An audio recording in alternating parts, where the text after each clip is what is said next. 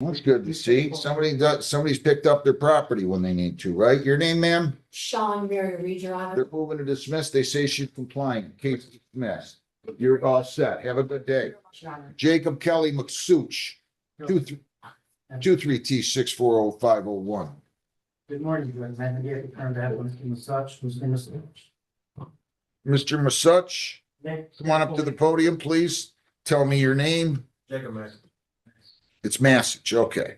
All right. So, sir, he pled guilty to assault or assault and battery. Actually, he pled no contest. Correct. I want to know right now if there is an Adam Forstall here, either on Zoom or in person.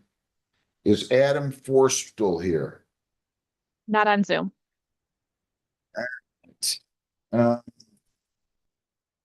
I need to know before we go on what is going on with the relationship here. This was Mr. Msuch, I apologize. Mr. Msuch was in a relationship with Mr. Forstall's stepmother. right. And the argument ensued while the parties were living all the same residence. Judge all came down. Buckle up, because today's courtroom isn't about just one mistake. It's about how fast a life can spiral when emotions, probation rules, and personal responsibility collide. In this session, we'll see a judge untangle volatile family disputes, weigh second chances against hard boundaries, and confront defendants who are either trying to turn their lives around or standing one step away from jail. From assault cases born out of domestic chaos to probation violations tied to substance abuse, this docket forces one big question. When does the court show mercy, and when does it draw a hard line? Watch closely, because every answer here comes with serious consequences. An issue with the animals, and they were actually defecating and urinating in the children's playpen. So they were moved to the upstairs bathroom for the night. The next day, the mother came out, was upset that the cats or the dog was put into that bathroom. An argument ensued between her and her daughter. Mr. Msuch came upstairs and kind of tried to straighten things out. Things kind of got out of hand, and Mr. Forstall got involved, and there was an altercation between them. Okay. What else? I saw that happened. I just wondered, I read the report, but They're no longer living in the same residence. And he's no longer with the Miss Rellinger. okay, good enough. Everything else in the report is accurate. Everything else in the act, we've had a chance to review, Judge. We have no corrections and deletions. Judge, I would say that Mr. Msuch is 26 years old, Judge. He's a single father. He does have 3 minor children. He is full-time employed, Judge, with All American Enterprises, where he does construction and handyman work. He's had steady employment for at least the last year. He doesn't have any criminal history, Judge, other than this pending case and a moving valuation back in 2023. So, Judge, he doesn't get in trouble. Overall, at this point, all he cares about is just going to work and he takes care of his kids. And he understands that maybe there was tempers got out of hand that day and things could have been handled better. And now he just wants to do whatever the court sentencing him to, Judge, and to put this behind him. And I believe he'd like to address the court as well. Fair enough. Sir, what would you like to tell me? I want to apologize for my actions. I could have handled the situation a lot better than I did. And I want to put the whole situation behind me and move forward from it. 10 months probation per the agreement. I just saw that it's taken under HIDA. You cannot leave the state without the consent of the court or violate a law. If you change your address, place of employment, or home telephone number, you must notify probation. You have to report as directed. If you're to obtain and maintain employment and provide proof of that, you do have to obtain a high school diploma or a GED. You need to do that for you, not me. No contact with Adam Forstall. You can write, phone, see, text, email him, or have anybody else do any of those things for you on your behalf. You're not to possess firearms. You're not to possess dangerous weapons. None of those. Do you understand that? Yes, sir. You're to clear all your warrants by November 7th. They're recommending 30 days. I'm gonna give you 2 weeks to go clear all those warrants. Do you understand that? Yes, sir. Anger management with 8-week follow-up, no contact with the victim, no firearms, no dangerous weapons. 3 days on the court work program. There's a $35 a day charge for that for a total of $105. You're gonna pay fines in the amount of $100, costs $175, $75 victim's rights fee, $50 justice assessment. So your fines and costs are $400, probation fees are $200 for $600.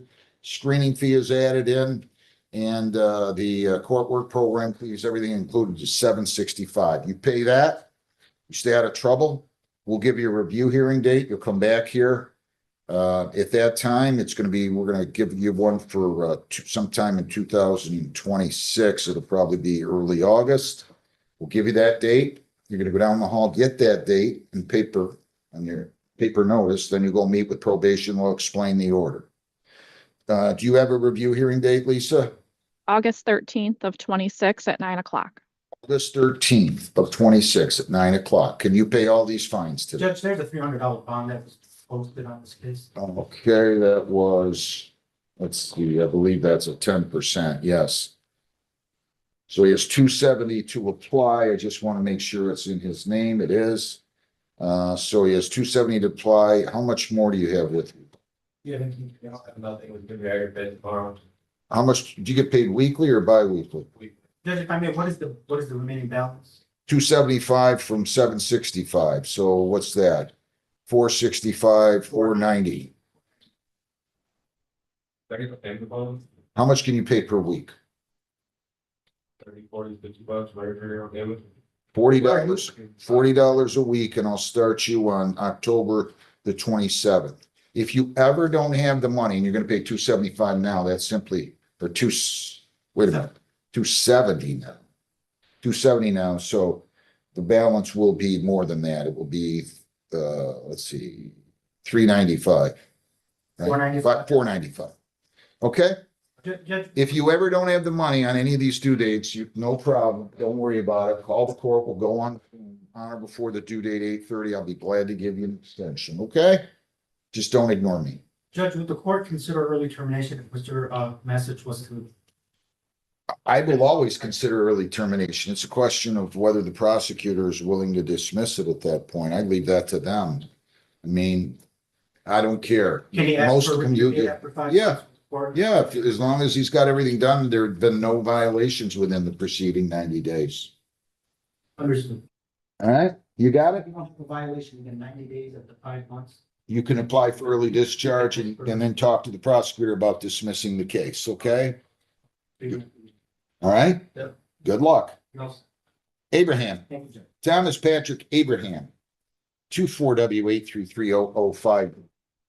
Good, we want the artists, we should be ready that my final approach, do we want to get the estimate? Yeah, call Jessica. Should be here then in like 30 seconds. Yeah, I know, she's great.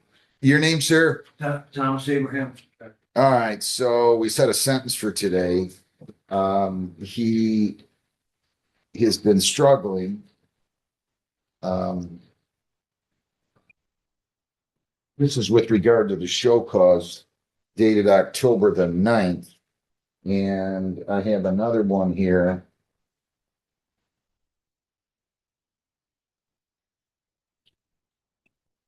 Yeah, I'm not sure. What do we do on this? I don't, We've adjourned, I mean, he submitted responsibility, and then we had adjourned to set. I don't think he admitted, did he? Yeah, there was a moment where we had to go through, just clarification, but, yeah, he's admitted, All right, I gotta refresh myself. Your name? That's going on. I said a sentence on this. He's got 5 counts here. Did I take pleas to all those counts? I believe so, yes. And I didn't write it down? Yeah, you took pleas to all counts. We did just miss count 1 though. Okay. That's what I have listed from the last hearing, which was October 16th. that's accurate. All right, I need another probation violation sheet here. Like something happened. All right. So you're saying count 1 was dismissed as part of the show cause of October the 9th. It was scheduled for the 16th, 1 week ago, right? Correct.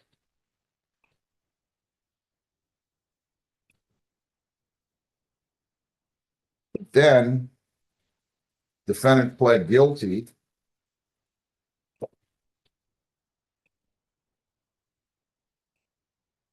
Just give me 1 second, please. So count one was dismissed. I'm gonna prepare a register because obviously if I did, I didn't do a very good job. Oh, wait a minute. Wait a I'm minute. sorry. Wait a second. Wait a second. I see what happened. All right, my mistake. He pled guilty. This just didn't get stapled to the register here. Count 4 was dismissed on your motion. That's correct. I accepted the plea to count 1, 2, 3, and 5. That was cocaine metabolite. Number 1 was a positive test for cocaine. That's correct. Count 2 was a positive test for a cocaine metabolite. Count 3, failure to refrain from consuming alcohol or drugs, positive for cocaine. And count 5, failure to submit to testing as ordered on September 30 of 25. Why did I adjourn this a week? Your Honor, in this circumstance, I asked for 2 reasons. First, to show that he was going to continue to test negative, which he did reflect 7 negative tests. And secondly, He tested negative? for the last 7 tests, yes, Your Is Honor. that right? That's correct. He appeared for test and every test was negative in that 7 tests since October 5th that he appeared for. Okay. And another issue that the court took into consideration, which we were very thankful for, was my client was closing on a house that he was able to successfully do on October 17th. So, okay. And I had further elocution. Did we talk about sobriety court? Did the team voted no on? Yeah. It was, I think, regarding count 1 being the fact that he brought in outside urine Yeah. for that test, and that was regarding why he was. What do you want to say? Your Honor, I will note on positive that he is reflecting a negative test. He is in the guidance center 3 days a week. He is attending AANA 3 to 4 times a week, seeking a sponsor. Judge, he's a dedicated father at this point to his 3 adult children, 34, 31, 27. He's also dedicated to his grandchildren at age 13, 9. He has another grandchild due on November 11th. On work as a CDLA and assist in tree removal. Judge, he discarded all the toxic friendships and relationships he had that were adding to obviously his questionable behavior, but I know a little bit later than we would have anticipated or wanted him to start, but he's starting to accumulate some success in his sobriety, and it's anything that we can do to help encourage it would be greatly appreciated by the court. As I indicated, my client's not working. He's retired for 29 years as a Delta bag handler, which I think did lead to prescribed medications, which took him down this road. Just hoping that he's emerging. Why did that lead to prescribed medication? Well, he gets back injuries. Okay, that's what I thought you were alluding to. That seems like a tough job. I mean, at least at my age. Okay, what do you think here? So again, I think he was a good candidate for sobriety court. I really thought that was the best option for him, but considering that he won't be applied in it now, I am a little concerned just because being on regular probation, the testing and kind of some of the guidelines is not going to be as strict as sobriety report would be. And I worry with him that week, especially while we're testing down and things like that, he's gonna start testing positive again, is my concern. Your Honor, as far as regular probation, is there a way that you can have regular probation adopt some of the conditions of sobriety court? We can't pay for anything. That's the problem. That's the problem. As far as splitting the baby to at least sidestep the potential for time in custody or having re-screened for sobriety court. I mean, in the meantime, he's at least doing negative tests, but anything the court would like to consider, my client is more than willing to adhere to.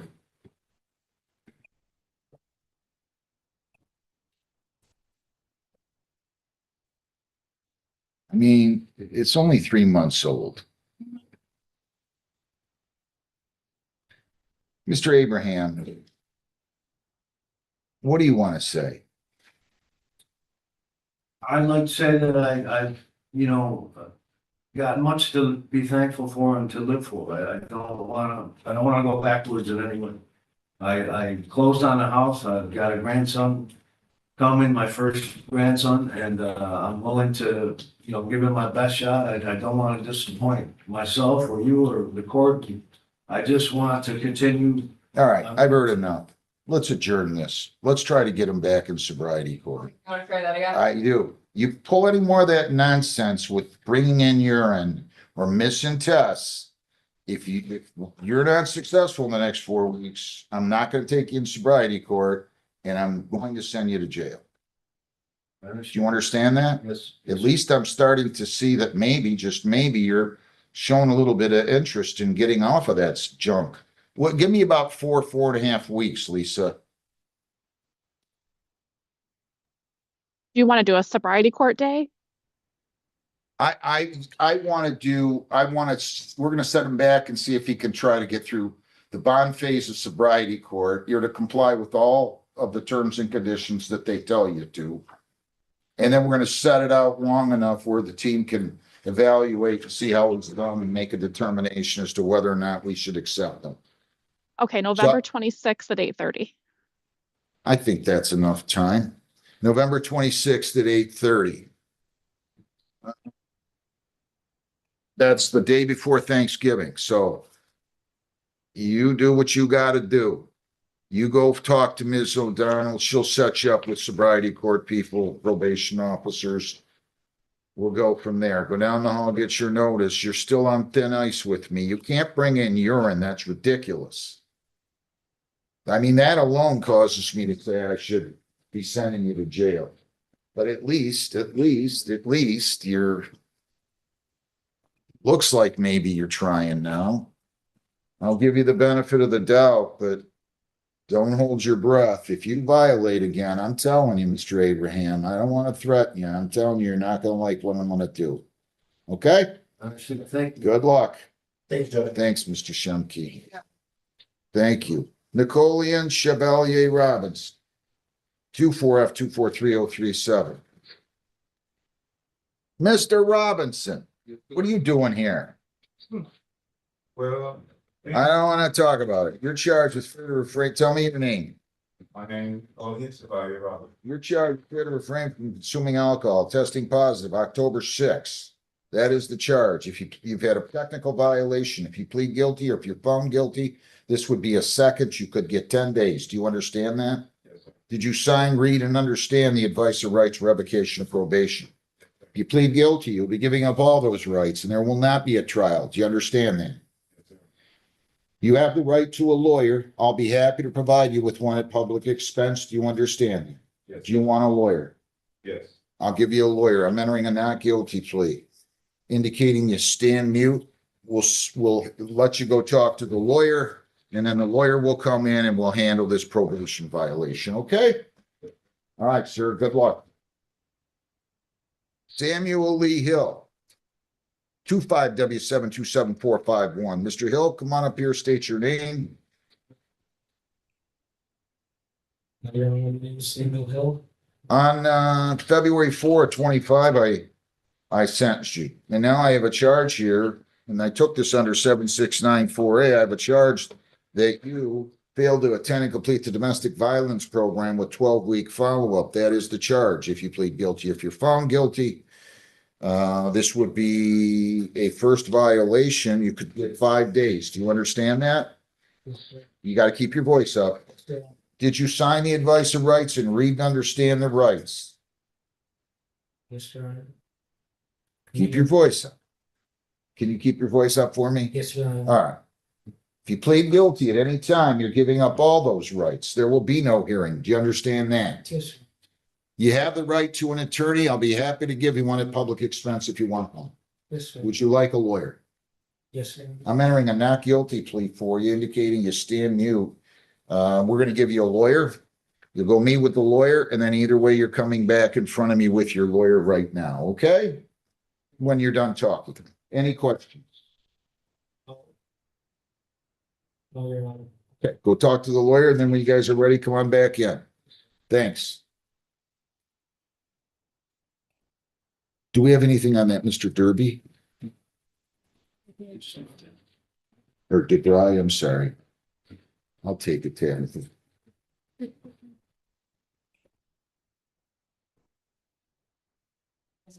Thanks. Donald Henry DuBry. Yes, Your Honor. Come on up to the podium. File 25G81175A, B, and C. Your name? My name is Donald Henry Dubrow. Mr. DuBry. You're going to give me an adjournment. okay, Okay, to comply. Okay? yes, If I were you, I'd start going home and working on it today. I'm only forewarning you. I don't want to talk about whether or not you have a blight condition. You're still presumed innocent. This tells me we're adjourn it for them to schedule an inspection and make sure you're in compliance. I've had enough of people not doing these things with homes. You can't have rodents. You can't have a house that's not properly maintained in accordance with their codes. Do you understand? I do, Your Honor. And now you're gonna, and I don't want you coming in here in 2 weeks and telling me, well, Judge, it was cold out. You knew about this. This says there were numerous warnings. I'm giving you 2 weeks to get a good start. Lisa, and I mean that. I'm not gonna be very patient with you. This ticket says here on the bottom, has refused to respond to any letters or personal visits. Now, listen. They were too nice. If, They were too nice. Listen, let's start with that premise. They were too nice. I'm not gonna be nice. if I may, sir, the reason why he thought I was ignoring his warnings, because I was in the hospital How long were you in the hospital? 5 days, and I didn't read my mail for at least 6 or 7. Well, Because by the time I got home, they didn't just pop this on you 5 days ago, or a week ago, or 2 weeks ago. They've been talking to you about this, right? The city's notified you they have problems with this, right? yeah, but it was a mailing. Calling the prosecutor. I'm giving you November 6th. You have any kids? No, Get somebody to help you if you can. we don't have to. Well, I mean, you can't let your house go like this. Adams is a nice street. It is very nice. No, I lived there all my life. nobody wants to look at junk.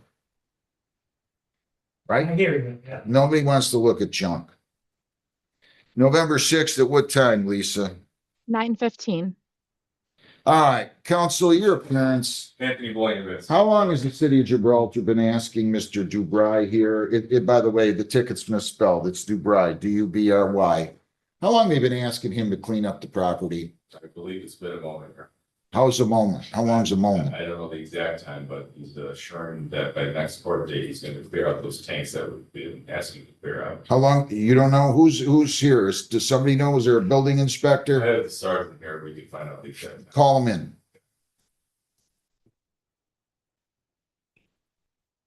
This moment right here is the emotional core of the hearing. The judge isn't just reviewing violations, he's weighing credibility. On one hand, there are repeated positive drug tests, mistrust, and even an attempt to manipulate the system. On the other, there's a man claiming sobriety, family motivation, and recent progress. Sobriety court is not leniency. It's structure, surveillance, and accountability at the highest level. And the judge makes it crystal clear. This is the last lifeline. One more violation doesn't mean another warning. It means jail. That warning isn't theatrical. It's procedural reality. So ask yourself, is this genuine change? Or just fear of consequences finally kicking in? Speech balloon audience engagement prompt. Should courts keep offering chances like this? Or is there a point where accountability has to outweigh compassion? I have too many of these cases going. You know that? I don't know why people don't take care of their property anymore. Well, Yeah, I'm not saying everybody, I'm not saying most, but more than I've ever seen are not. Let's just put it that way. So I'm gonna ask the sergeant, and I'm gonna find out, and then we'll go from there. But that is going to be your next court date, November 6th at 9:15. If you want a lawyer going forward and you cannot afford one, you can fill out a petition for a court-appointed lawyer. Do you understand that? I do. Okay. Because you're entitled to one at the arraignment, you waived it, but if you want one going forward, I have to have evidence that you're indigent, all right, that you can't afford your own anymore. So that's where we are with it. I think the sergeant's in there, right?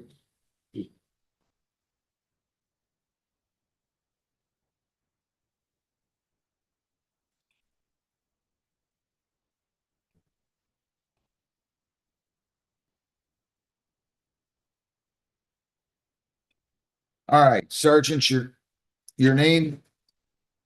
Here, roughly. How long have they been notifying Mr. DeBry here to clean up his property? Do you know? Like, just over 2 months there. Okay. Mr. DeBry, just make some strides, quick strides. You can start today. You can start tomorrow. You can finish it by Sunday if you want. Let's get it done. I'll see you November 6th. You can go down the hall, get your notice. Any questions? No. Good luck. Thanks, Your Honor. Thank you. Liza Gibraltar LLC. Thank you. Today's courtroom made one thing painfully clear. Justice isn't just about punishment. It's about compliance, accountability, and timing. We saw how probation can be both an opportunity and a trap, how sobriety court demands honesty over excuses, and how judges balance empathy with firm boundaries. Every ruling here carried long-term consequences, not just legally, but personally. Some defendants walked away with a chance to rebuild. Others left under a warning that couldn't be clearer. If there's one takeaway, it's this. The courtroom always remembers patterns, not promises. Backhand index pointing right CTA. If you found this case as intense as we did, hit that like button, share your thoughts in the comments, and subscribe for more jaw-dropping courtroom breakdowns you won't see anywhere else.